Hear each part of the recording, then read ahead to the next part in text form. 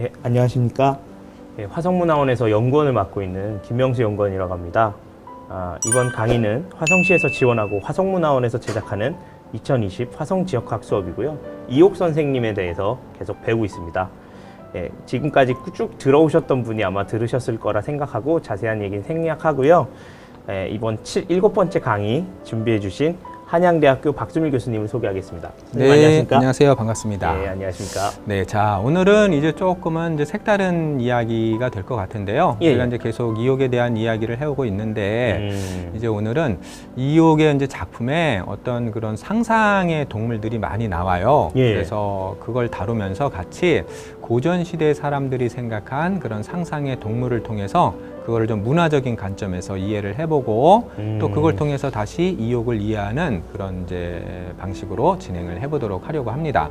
예. 그래서 이제 제가 이번에 이제 제목이 푸른 바다의 전설, 인어 이야기와 이옥 이제 제가 이렇게 이제 잡았는데 예. 이옥이 지금 이제 인어 이야기를 다루었기 때문에 제가 저렇게 정한 거예요. 예. 푸른 바다의 전설이라고 드라마 들어보셨어요? 예, 사실 제가 봤을 것 드라마를 같진 많이 않은데. 보진 않는데 저도 이게 도깨비도 그렇고요. 네, 저도 도깨비. 국비문학 전공자다 보니까 네, 그렇군요. 이런 게 나오면은 보기 싫어도 좀 봐야 된다 봐야 이런 되는, 부담감을 갖고 네. 조금 봤습니다. 그렇구나. 네, 네. 또 구비문학을 전공하시기 때문에 뭐 도깨비나 진짜 인어나 이렇게 네. 우리가 고전의 어떤 전설에서 나오는 그런 어떤 신기한 그런 어떤 인물이나 동물에 대한 것에 이제 관심이 좀 있으신 것 같은데요. 예. 이옥도 그런데 이제 관심이 있더라고요. 역시 좀 시대를 앞서. 네. 그래서 맞아요. 뭐 사실은 이제 유학자의 입장에서는 그런데 관심을 가지면은 안 되는데 그렇죠. 이옥은 특별히 관심을 가졌기 때문에 그것도 뭐 시대를 또 다르게 살아간 뭐 그런 모습이라고 볼 수 있을 것 같고요. 예. 자, 그렇다면은 이제 오늘의 이야기는 이제 여러분들이 PPT를 보시면 이옥의 작품에 어떤 신기한 이야기가 있나 그 중에 이제 한번 좀 이렇게 우리가 초점화하기 위해서 인어 이야기와 용 이 두 가지를 가지고 좀 집중적으로 이야기를 이렇게 좀 나눠 보도록 하겠습니다. 인어랑 용이 근데 좀 고전이랑 좀 어울리는 주제가 아닌 것 같다는 생각도 좀 들어요. 그래요? 그런데 용은 고전의 어떤 동물인데 뭐 특별히 괜찮지 않은 현대에 살아있는 게 아니라 고전에서 오히려 자주 등장하는 게 용이고 또 인어도 인어공주가 떠올라서 그렇죠.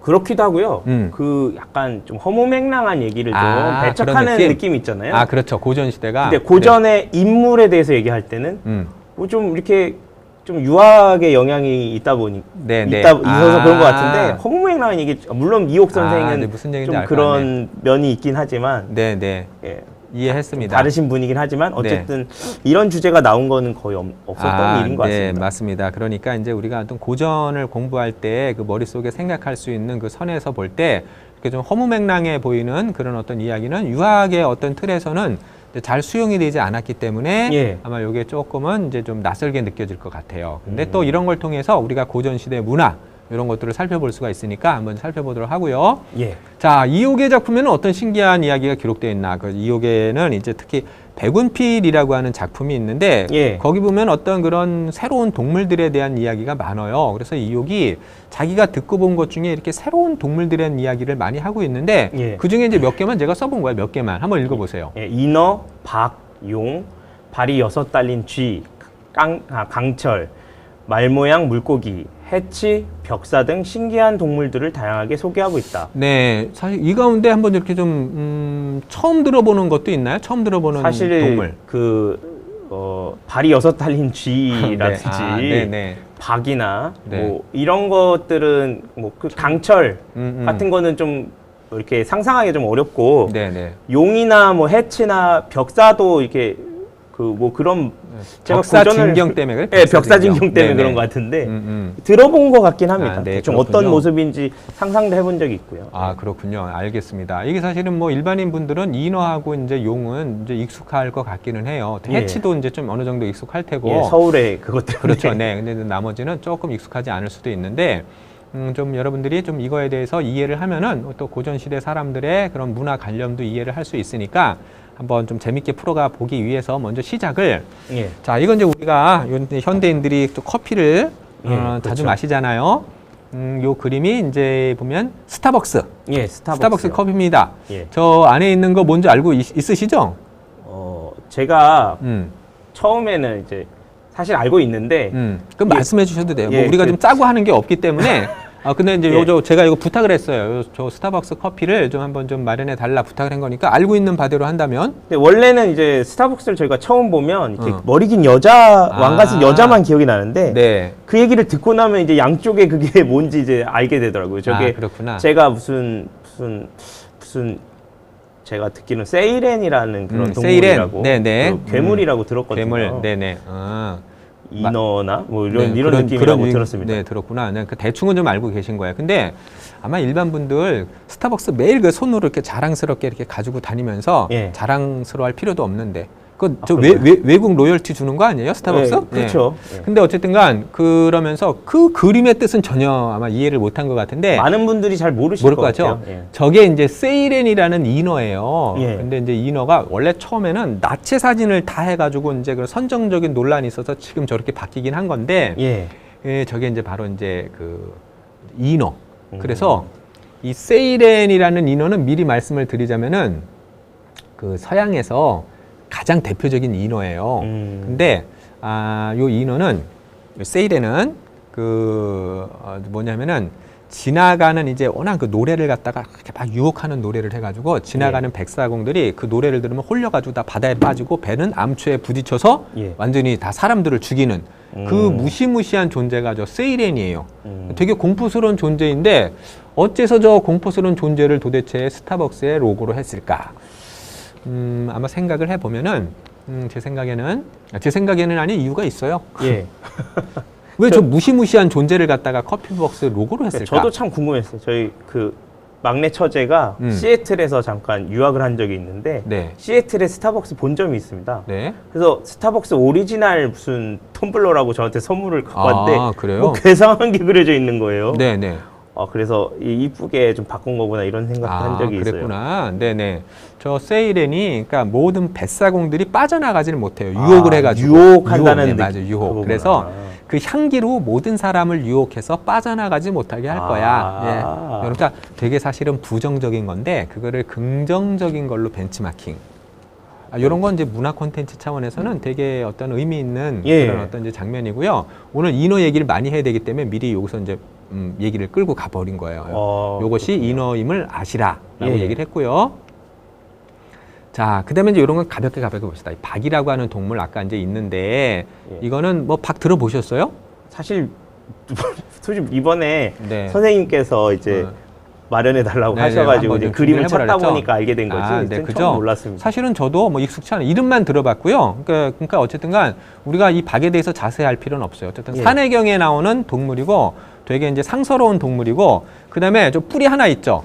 서양에는 뿔 하나 있는 걸 뭐라고 그러죠? 유니콘이라고. 그렇죠. 그러니까 이제 동양의 유니콘이다라고 불리는 게 저 박인데 이런 것도 이제 어쨌든 이혹의 글에 수록되어 있다. 특히 이제 산해경 같은 게 이제 도교의 경전이거든요. 그런 데서 이제 차용이 됐다. 뭐 그 정도만 알아두셔도 되고. 요건 뭐죠? 용이잖아요. 용. 용 그림. 그래서 이제 동양의 용이니까. 요건 이제 좀 이따 동양용, 서양용 할 때 조금 더 한번 이제 요렇게 생겼구나. 요거 좀 가볍게 보십시다. 용 얘기는 이따 자세히 해야 되니까. 이건 이제 뭐죠? 이게 깡철이에요. 깡철. 제가 이제 강철을 준비해 달라 했는데 깡철을 하셨어요. 뭐 이게 깡철이 어떤 거예요? 깡철이 이무기구나. 그 경남 지역에서 제가 알기로는 경상도 지역의 그 구전문학을 공부를 하다 보니까 깡철이라는 존재가 있어요. 근데 그게 약간 불을 다루는 이무기 같은 존재입니다. 그렇구나. 저 밑에 강철이라고 쓰셨죠? 원래 그러니까 표준어는 강철이에요. 그렇군요. 제가 저거를 잘 알게 된 거는 저게 또 열화일기에 나와요. 그래요? 제가 이제 열화일기에 대해서 처음 알게 된 게 뭐냐? 열화일기 보니까 저는 이제 보세요. 이건 이제 미리 얘기를 해야 되겠어. 서양용과 동양용이 있잖아요. 그 차이가 뭔지 아세요? 서양용, 우리 용은요, 동서양이 다 있어요. 근데 차이가 있어요. 제가 보기에는 서양용은 약간 도마뱀 같고 도마뱀 같고 그 동양용은 뱀 같고 그렇죠. 뱀 같고 네. 뭐 그것도 틀리지 않아요. 서양의 용은 기본적으로는 약간 익룡이라 해서 좀 공룡 스타일이 강해요. 도마뱀보다 이제 공룡 스타일인데 큰 차이는 이제 물론 서양의 용은 날개가 있고 동양용은 날개가 없어요. 그리고 동양의 용은 좀 긍정적입니까? 부정적입니까? 긍정적이죠. 신성하잖아요. 왕, 제왕. 그렇죠. 그래가지고 뭐죠? 저 중국이 용 그림을 그리면 우리나라 저 제후들한테는 용을 못 그리게 해가지고 봉황 그리게 한 거예요. 그렇군요. 임금의 의자에는 그래서 봉황이 있어요. 용비 어천과 예. 용이 날아서 하늘로 오르는 노래. 그는 이제 이성계가 이제 용미어천가. 그래서 이제 용은 늘 어떤 제왕을 상징하는 그 상징인 건데 서양에서의 용은 서양에서 용은 좀 부정적인. 부정적인 게 강하죠. 예. 네, 일단 그 정도로 해두면 좋고요. 예. 이 강철이 그래서 근데 이제 그렇게 된 동양에도 나쁜 용과 좋은 용이 있는 거예요. 저는요 동양용은 다 선한 줄 알았어요. 열알길통이 알았어요. 동양용에도 나쁜 용과 좋은 용이 있는데 이 나쁜 악용이 바로 강철이에요. 저기 읽어보면 입에서 불을 뿜어요 일단. 예. 그 다음에 가뭄을 일으켜요. 가뭄을. 강철이 나타나면 가뭄이 든대요. 나쁜 용. 일단 이렇게 이해를 하시면 돼요. 예. 그렇죠. 근데 이제 이무기로다가 이렇게 이제 얘기를 하고 있구나. 이무기도 용이니까. 예. 예. 그다음에 이제 말모양 말모양 물고기가 아마 해마일 거라고 이제 유출해서 제가 생각을 한 거죠. 겁니다. 굉장히 기발했어요. 저 사실 여기까지 생각이 못 미쳤는데 말모양 물고기 해마 맞잖아요. 그죠? 근데 아마 좀 그림이 옛날 게 있었으면 뭐 어떻게 됐을지 모르겠는데. 근데 저는 맞다고 생각을 해요. 아, 아마 이 얘기를 했을 것 같고요. 자, 그다음에 이거는 또 뭐죠? 해치입니다. 해치. 그래서 해치는 또 제가 또 잘 알죠. 그래서 이제 해치는 뭐라고도 불리죠? 우리가 해치 말고 혜태. 그렇죠. 그래서 혜태껌, 예. 롯데껌 옛날에 이제 그 혜태껌, 롯데껌 할 때 혜태인데 예. 혜태가 바로 이제 정의를 상징하는 그 수호신이잖아요. 예. 해치상이 있어요. 그래서 예, 그 어디죠? 경복궁에 맞습니다. 있는 것 같은데. 경복궁에도 있고요. 또 이게 이제 정의를 상징하기 때문에 공평무사함의 상징이에요. 그래서 나쁜 놈을 웹불로 받아버리거든요. 예. 그래서 대개 이제 법관들이 되게 이제 그래서 어떤 뭐 예를 들어 하면서 그 어디죠? 그저 서초동에 있는 그 법원 검찰청이요? 예. 아마 그런 데 있을 거예요. 예. 예, 그다음에 이제 경복궁에 있는 것도 맞고요. 뭐 예. 근데 서울시에서 이 해치를 갖다가 어떤 그런 서울의 상징 동물로 옛날 2000 몇 년인가 예. 했다는 이제 그 얘기도 제가 들은 적이 있어요. 만화도 나오고 막 그러고. 근데 해치가 그림이 이거 좀 따오신 거죠. 예. 이거는 뭐 굉장히 좀 다르게 뭔가 좀 변장을 했네, 멋있게. 이게 약간 무슨 서양식 그런 그 게임이라서 아마 해치를 따가지고 비슷한 디자인을 한 것 같습니다. 맞아요. 근데 이런 것도 이렇게 변용을 할 수 있어야 돼요, 사실은. 예. 근데 원래 이제 동양의 해치는 되게 좀 귀여운 이미지예요. 근데 이거는 되게 용맹무쌍하게 마치 사자 비슷하게 아마 이제 뭐 캐릭터가 타고 다니는 뭔가 같아요. 완전. 네네, 그렇죠. 저는 잘 몰라서 이 게임을. 네, 어쨌든 이제 이런 얘기도 다루고 있다 정도로 알아두시고요. 예. 오늘 이제 포인트는 용과 인어로 가야 돼요. 이건 벽사. 예, 벽사도 사자. 네, 그래서 이제 이런 벽사 얘기도 하고 있는데 벽사 진경이라고 하죠. 사악한 것을 물리치고 경사스러운 것을 맞아들인다라고 이제 거기서 이제 이 벽사수라는 게 이제 있어요. 이제 옥으로 만들어서 옥벽사라고 이제 했을 것 같고요. 예. 제가 이제 이걸 살짝 그래도 이제 좀 요청을 해드린 이유는 우리가 이제 문화 콘텐츠를 할 때 고전의 그런 동물들을 갖다가 막 이렇게 끌어들이잖아요. 예. 그래서 뭐 서양에서는 자꾸 뭐 그런 어떤 뭐 어벤져스나 뭐 이런 거 어떤 영웅적인 것들 막 만드는데 우리도 좀 그런 것 좀 만들어 봤으면 좋겠어요. 그래서 이런 어떤 동양의 동물들을 좀 이해하고 그걸 좀 현대적으로 부활을 하면 재밌지 않을까? 이런 생각으로 이제 잠깐 훑어보는 거고요. 예. 오늘의 본격적인 거는 이제 인어에 대한 이야기를 통해서 이제 한번 풀어보도록 하겠습니다. 예. 이제 백운필에 또 이욕이 인어 얘기를 썼어요. 예. 그래서 한번 일단 앞에 좀 읽어봅시다. 예. 세상 사람들은 물고기 중에 사람같이 생긴 것을 교인이라고 한다. 교인은 인어이고 인어라는 것은 인어이다. 또 여거라고 부르기도 한다. 네. 그 눈물이 구슬이 되고 배를 짠다고 말하는 것은 재해에 가깝다. 하지만 바다에는 교인이 있고 교인이 사람과 흡사하다는 것은 믿을만하다. 네, 이제 그렇게 돼 있네요. 자, 그래서 이제 물고기 중에 사람같이 생긴 걸 교인이라고 한다 그랬고요. 교인은 인어다. 예. 그리고 여거라고도 부른다. 그리고 뭐라요? 눈물이 구슬이 되고 배를 짠다라고 돼 있죠. 예. 그래서 저 푸른 바다의 전설에도 그 드라마를 보면은 예. 그 여주인공이 전지현이에요. 예. 그거 이렇게 눈물로다가 진주를 맞는 능력이 있어요. 그게 약 서양에서 있지 않나요? 그 아닌가요? 아하, 제가 이제 그래서 여기서 이제 좀 제대로 설명을 해드려야겠어요. 예. 나중에 이제 설명을 해도 되지만은 일단은 우리가 인어 하면 떠오르는 게 뭐예요? 그 안델센의 그렇죠, 인어공주죠. 인어공주. 그래서 일단 요거 보시면 이게 이제 덴마크 코펜하겐에 있는 인어공주상 요거 딸랑 요거 하나 있는데 예. 요거 보려고 1년에 200만 명 이상이 여기를 방문해요. 대단하죠? 상관도 없지 않아요? 요거 하나 보려고 요거 동상. 진짜 뭐 안델센 집에 만든 것도 아니고 그냥 바다에 우리나라에 저런 인어 동상이 있는 거 보신 적 없으시죠? 여러 군데 있어요. 여러 아, 군데. 그래요? 엄청 많아요. 인어 동상이 많나요? 우리나라에? 많아요. 근데 몰라서 그렇지. 근데 이제 가장 대표적인 게 해운대에도 있어요. 아, 네네. 그런가요? 해운대에도 인어 동상이 있고요. 거기는 황옥공주라고 해요. 황옥공주. 아. 그다음에 엄청 광화도에도 있고요. 저 여수에도 있고요. 어쨌든 진짜 많아요. 오. 근데 대개 이제 다 공주 이미지예요. 오. 근데 이게 되게 웃긴 게 원래 안데르센의 인어공주도 애초에 그 이야기는 서양의 인어는 공포스러운 존재고 사악한 존재예요. 사람을 죽이는. 아까 그 세이렌을 그렇죠. 얘기했는데 세이렌이 본래는 저기 이렇게 저 날개, 그러니까 독수리 날개를 가진 사람이었어요. 예. 여인이었어요. 예. 그러다가 나중에 물고기 이미지로 바꾼 건데 그 공포스러운 이미지를 그 저 뭐죠? 스타벅스의 로고, 유혹의 이미지로 긍정화시켰고 예. 그다음에 인어공주 때문에 우리가 그래 인어는 뭔가 이렇게 그 어떤 그 뭐 희생형 이렇게 알고 있는 거예요. 예. 전혀 아니에요. 서양의 그렇군요. 인어는 감독 해적 영화 있는데 뭐더라 해적 그 캐리비안의 영화? 해적이요? 캐리비안의 해적에도 예. 4편의 인어가 나오는데 이런 인어들 보시면 전부 저 뭐 선원들을 끌어들여가지고 다 죽음에 이르게 해요. 그런 존재였어요. 근데 이제 그거를 인어공주 때문에 긍정화됐고 그러면 옛날에 우리 동양에서는 인어가 있다고 믿었을까요? 안 믿었을까요? 아까 뭐 있다고 얘기를 하는 걸 보니까 있지 않을까요? 이게 동양에서 오히려 인어를 진짜로 믿어왔어요. 아, 그렇군요. 네, 그거를 우리가 자꾸 인어공주 때문에 우리 동양의 인어를 잃어버렸어요. 산해경부터 나와요. 아, 네, 산해경에. 교인, 여거 이런 이제 명칭으로 나오는데 예. 그 특징이 뭐냐? 여기 눈물 흘리면 그게 저 진주가 돼요. 그다음에 저 물에 젖지 않는 저 배를 짜는데 저게 엄청 비싸요. 그래서 일단 인어가 짜는 인어의 배가? 능력이에요. 네, 인어의 고어텍스 그런 건가? 네네. 그런데 생긴 게 어떻게 생겼냐? 예. 여기 산해경에 나오는 그림이에요. 멋지게 생겼. 저인이라고도 부르는데 예. 지금 저 남자 같아요, 여자 같아요? 저게 남자일까요, 여자일까요? 지금 보면 금방 저기 여자의 남자 딱 보면 알지 남자 않을까? 같은데? 그죠, 남자예요. 그러니까 동양에는 남자 여자 인어가 다 있어요. 그러니까 인어 아가씨, 가만있어 봐. 이 드라마 푸른 바다의 전설도 있지만 옛날에 인어 아가씨, 인어는 아니지, 인어 아가씨 또 뭐가 있었냐면요.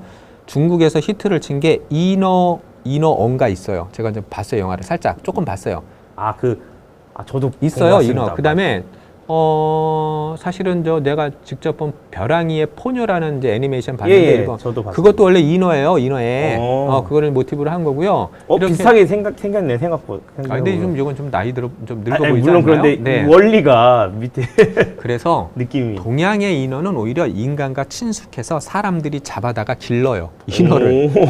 그렇군요. 물고기처럼 생각해서 잡아먹기도 하고요. 되게 웃긴 게 인어와 같이 사랑을 나눠요. 운우지정을 나눠요. 아이고. 운우지정은 저는 익숙한데 사람들은 잘 모를 수도 있을 것 같은데. 남녀 간의 이제 사랑 행위를 제가 고상하게 표현한 거예요. 운우지정이라고 합니다. 네, 운우지정. 네, 그래서 이제 그 인어를 데려다가 사랑도 나누고 같이 데려다 키우고 눈물로 진주가 되고 하여튼 그런 존재가 인어였어요. 그래서 내가 인어 얘기를 왜 꺼내냐면은 이옥이 꺼냈기 때문에 꺼내는 거지만 예. 이제 문화 콘텐츠 측면에서 자꾸 우리가 인어 공주에 눌려 있는데 좀 우리 동양의 인어를 만들어내야 돼요. 제가 이제 그래서 자꾸 서양 인어의 영향을 받아가지고 푸른 그러니까, 바다의 전설처럼 고이미지에 갇혀 있어요.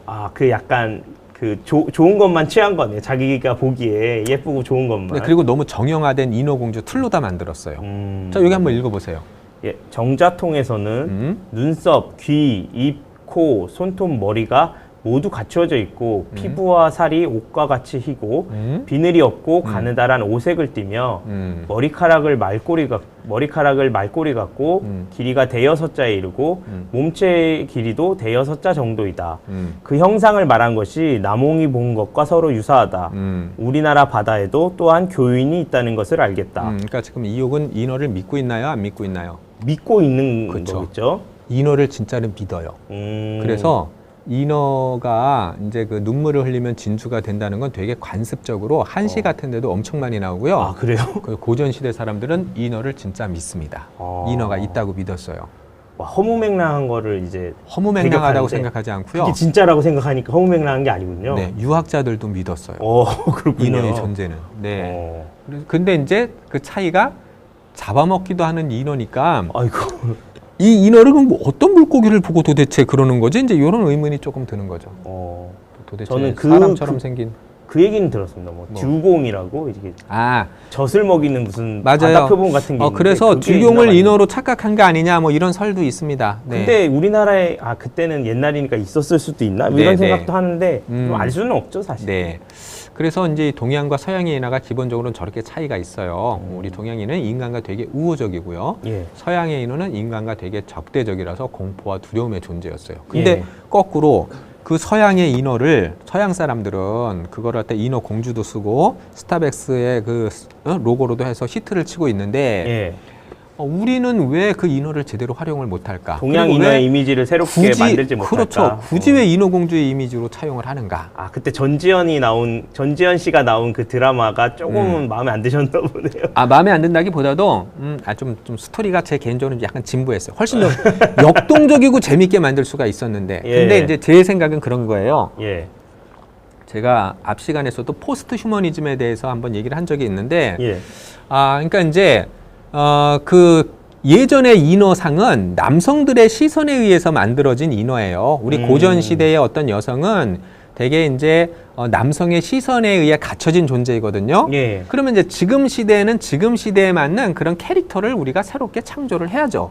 그런 측면에서 그렇군요. 봤을 때 좀 인어를 너무 좀 이렇게 좀 헌신적이고 좀 어떤 소극적인 그런 이미지로 만들지 말고 신화적인 이미지로 가서 예. 좀 더 이 인어 캐릭터를 좀 어떤 좀 약간 전사적인 인어를 만들면 어떨까 싶은 거예요.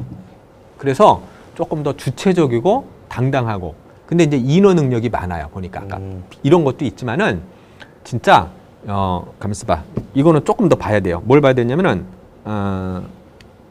근데 그저 뭐죠? 어떤 그 인어 이야기를 제가 일부분만 썼기 때문에 나머지 많은 부분에 보면은 예. 사람과 정을 통하면 그 남자가 죽어요. 그 사람이. 그래요? 재밌네. 그렇기도 한다고 해요. 그런 것도 재밌네요. 있고 또 이제 저 일본에도 인어 얘기가 많아요. 저 중국에도 물론 당연히 많고요. 뭐 이런 거를 합치면은 인어가 가지고 있는 능력이 엄청 많아요. 그거를 좀 같이 활용해서 인어를 굉장히 어떤 그 능력 있는 그런 어떤 존재로서 부활시키면 좀 더 재밌게 만들 수 있지 않을까. 자연스럽게 이옥 선생과 잘 어우러져서 그렇죠. 뭐 컨텐츠가 나올 수도 있을 것 네, 같습니다. 맞아요. 인어를 봤으니까. 이옥의 이 인어 이야기를 가지고 누군가 한번 만들어 볼 수 있는 거예요. 푸른 바다의 전설은요. 예. 어우야담에 나오는 이야기를 모티브로 만들었어요. 예. 유멍인의 어우야담에도 인어 이야기가 있거든요. 네. 자, 좀 길게 가고 싶은데 요거는 요 정도로 하고 지금 용 얘기도 또 여기 감싸봐. 이게 끝이 아니네. 세이렌입니다. 예. 이게 세이렌. 그러네요. 저 이제 옆에 날개가 있잖아요. 저 독수리 날개. 예. 이게 그 유명한 저 세이렌이 모든 인간을 다 유혹했는데 딱 2번 실패해요. 근데 그 중에 하나가 이제 오디세이. 그래서 저 오디세우스가 트로이 이제 전쟁에서 이기고 딱 이제 그 바다를 건너갈 때 이제 저 세이렌에게 유혹당하지 않기 위해서 그 부하들에게 나를 저거 뭐죠? 저 기둥에 나를 묶어라. 그 다음에 저 선원들은 지금 이 귀를 갖다가 밀랍으로 다 막은 상태예요. 소리를 안 들으려고. 그렇군요. 근데 이제 오디세우스는 듣고 싶었던 거예요, 그 소리를. 그러니까 기둥에, 그렇지 않으면 바다에 뛰어내려요.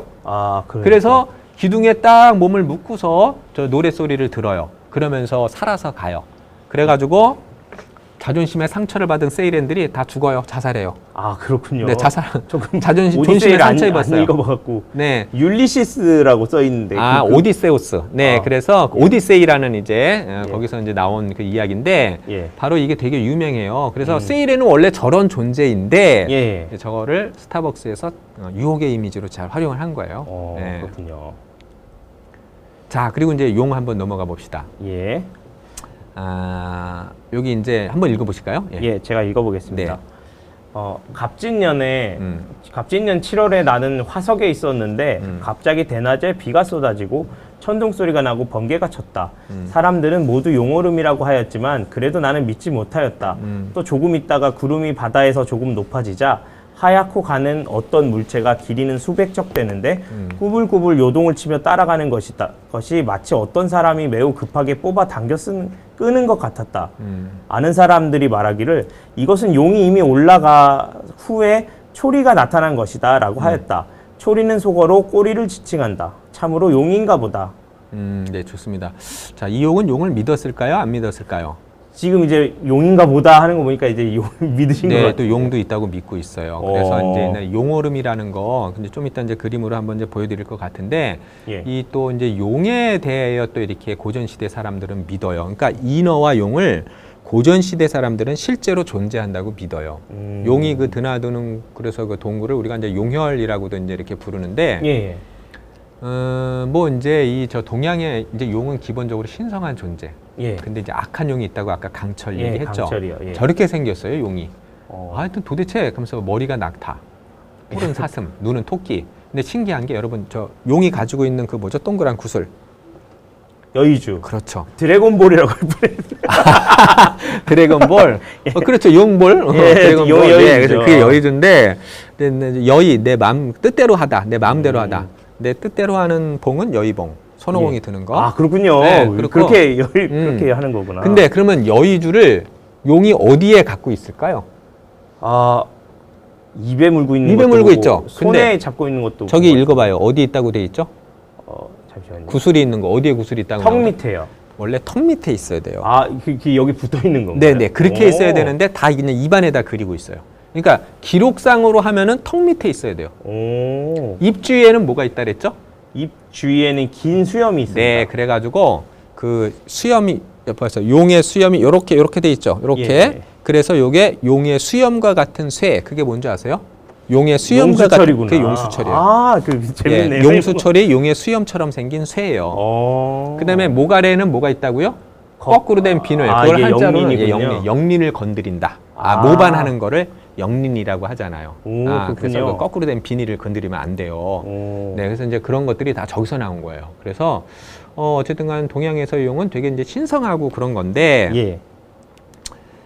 아이고 이것도 무슨 그림이 있나요? 이게 네. 드래곤볼에 네, 나오는 그렇죠. 용입니다. 그렇군요. 네, 그래서 되게 사슴뿔이랑 생각보다 그렇죠. 기본적으로 이제 저런 이미지잖아요. 근데 다 용에 뭐가 없어요. 뭐가 없다. 여의주가 서양용에. 없네요. 여의주 말고 서양용에 비하면은 뭐가 없다라고 한다면 날개가 없어요. 아, 맞아요. 날개가 없네요. 서양 사람들은 되게 합리적인 사고가 있어서 날개가 있어야만 날아갈 수 있다고 생각해요. 아. 서양 사람들은 천사도 반드시 날개가 있어요. 아, 맞네요. 동양의 선녀는 날개가 없어요. 예. 날개 옷이에요, 그냥. 옷이 그냥 날개. 네, 뭐 홍길동이 날개가 있어서 날아다니나요? 구름을 타고. 네, 날개 있는 동양의 어떤 날아다니는 거 본 적 있어요? 어떤 사람이 새 말고? 그런 건 별로 없는 것 그죠? 같습니다. 그러니까 이게 신비주의, 동양은.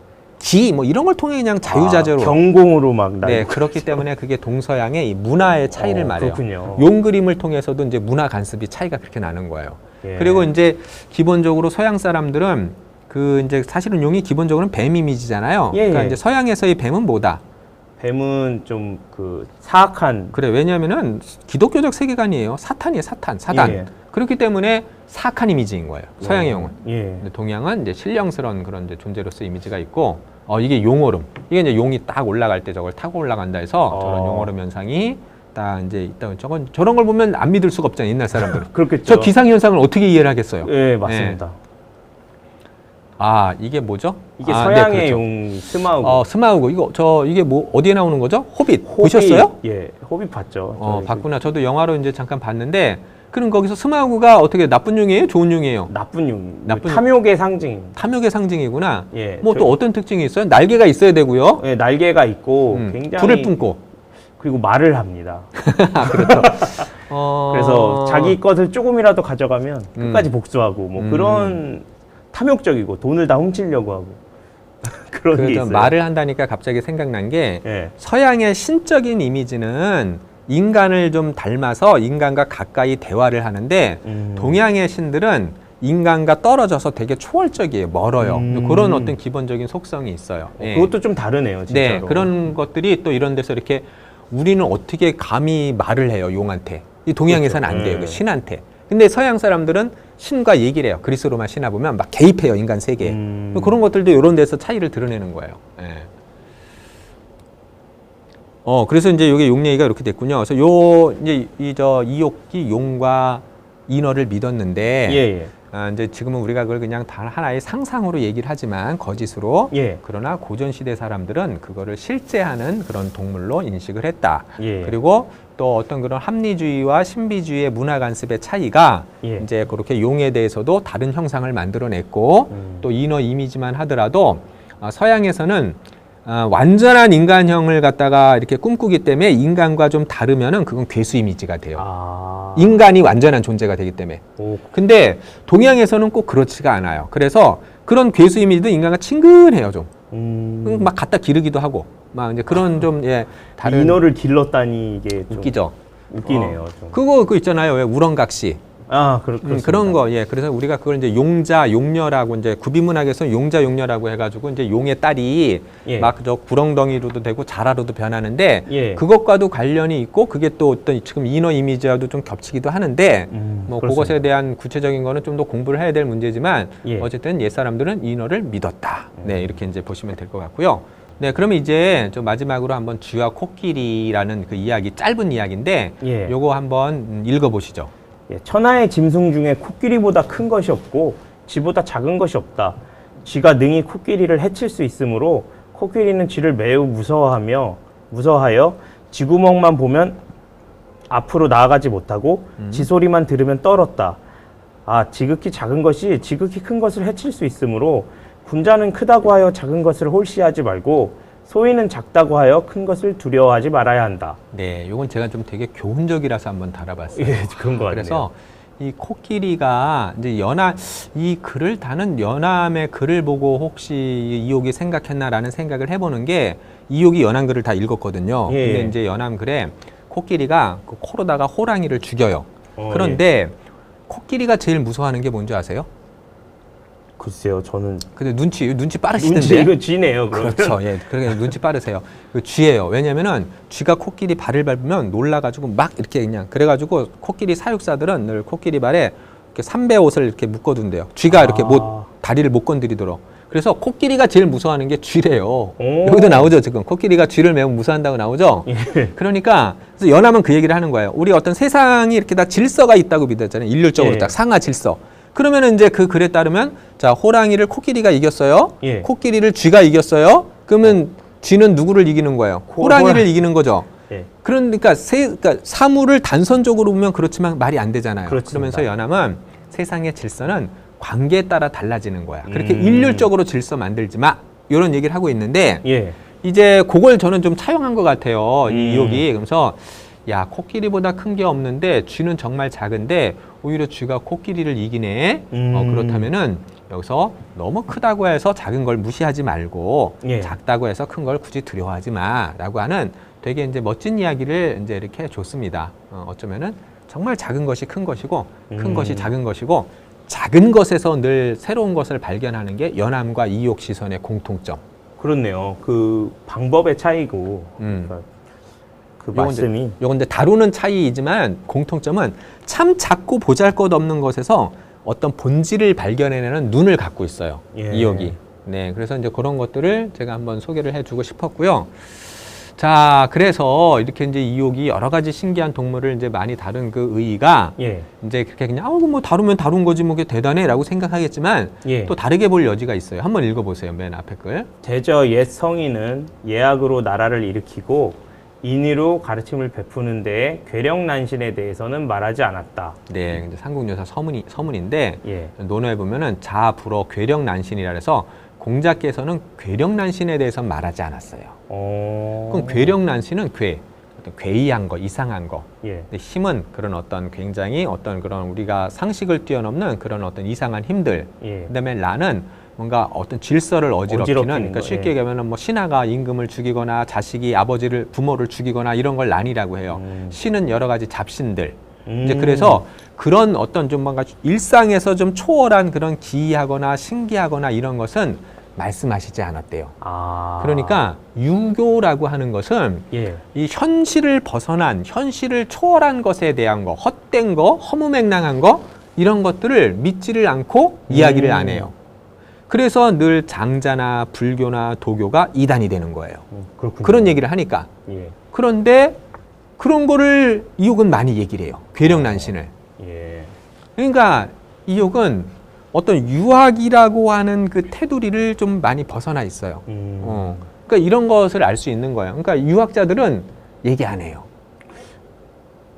참 별로 없었던 것 같습니다. 그러니까 그런 면에서 보면은 어떤 이욕이라는 사람이 그런 유교의 틀에서 벗어나서 역시 또 자유로운 그런 생각을 갖고 있는 사람이 아니겠느냐.